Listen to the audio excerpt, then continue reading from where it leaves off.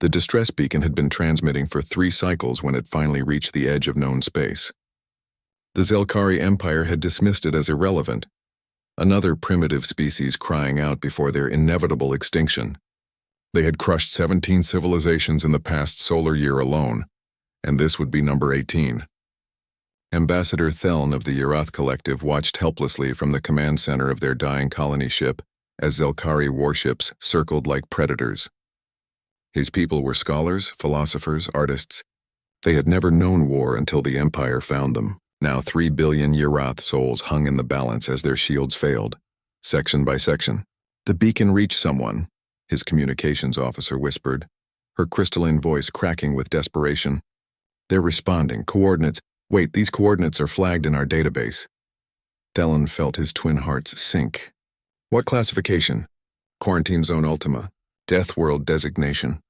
She looked up, her iridescent eyes wide with horror. The message reached Terra.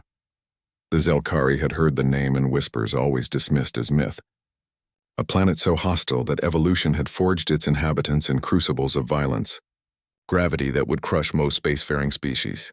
Atmospheric pressure that could kill. Oceans filled with poison salt. Predators at every level of the food chain. And somehow, impossibly, a species that had not only survived but thrived.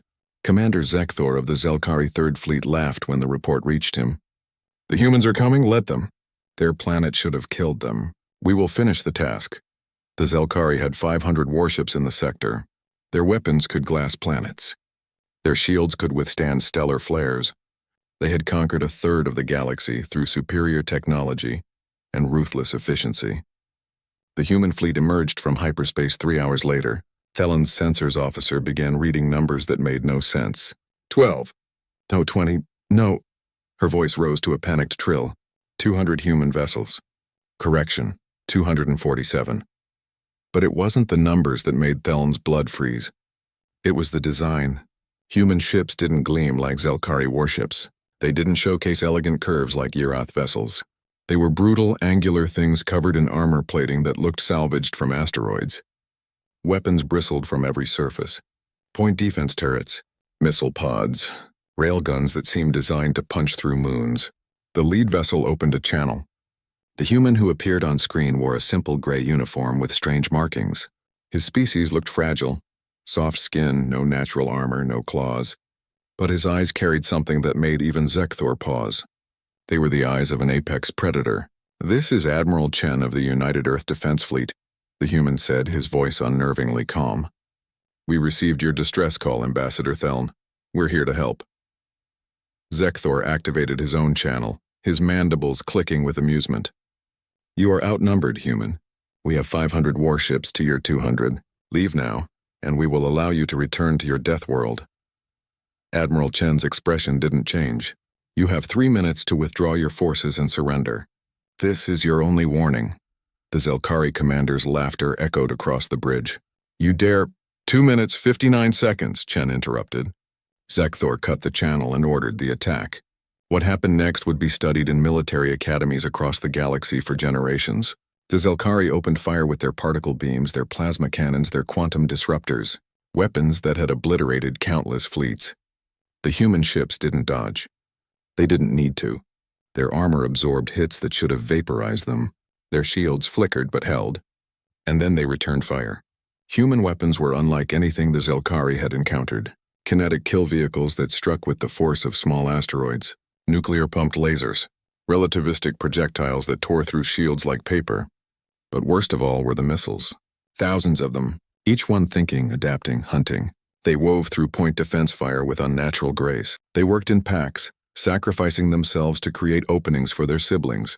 They were predators in their own right, born from a species that understood pursuit on an instinctual level. Zelkari ships began to die. Impossible. Zekthor screamed as his fleet crumbled around him. Our technology is superior. Our tactics are proven. But humans hadn't conquered their world through superior technology. They had done it through persistence, through adaptation, through the sheer terrifying refusal to give up that came from evolving on a planet that tried to kill them every single day. A Zelkari dreadnought exploded, taking 16 smaller vessels with it. Another tried to retreat, only to find human ships had already flanked them. The Empire's formation shattered. Their communication networks jammed. Their retreat routes cut off. Admiral Chen watched the battle with the calm focus of someone who had trained for this their entire life. On Earth, humans competed against each other in simulated wars because they had no external enemies. They studied strategy not from necessity but from passion. They built weapons not because they needed them, but because they could. And now, faced with an enemy that threatened innocent lives, they brought the full weight of their Deathworld heritage to bear. "Sir," Chen's tactical officer reported, "the Zelkari flagship is attempting to flee." "Negative," Chen replied. "Block their hyperspace lanes. I want to send a message." The battle lasted 14 minutes. When it ended, the Zelkari Third Fleet was gone. Not retreating, not regrouping. Gone. 500 warships reduced to expanding clouds of debris and radiation. Admiral Chen reopened the channel to the Yerath colony ship. Ambassador Thelon stared at the human in stunned silence. "Your people are safe now," Chen said. "We'll escort you to a secure location and provide medical assistance. As for the Zelkari Empire," he paused, and that predator's look returned to his eyes. "We're going to have a conversation with them about what happens when you attack defenseless civilians." Thelon found his voice.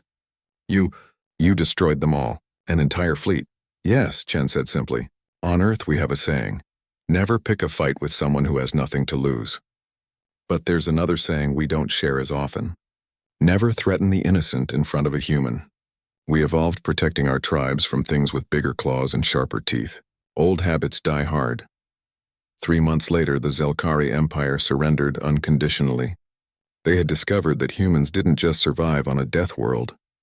They thrived on it, they loved it, and they had spent their entire existence learning how to overcome overwhelming odds. The galaxy learned a valuable lesson that day.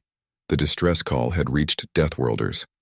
And Deathworlders protect the defenseless with the same ferocity they protect their own. Because that's what survivors do.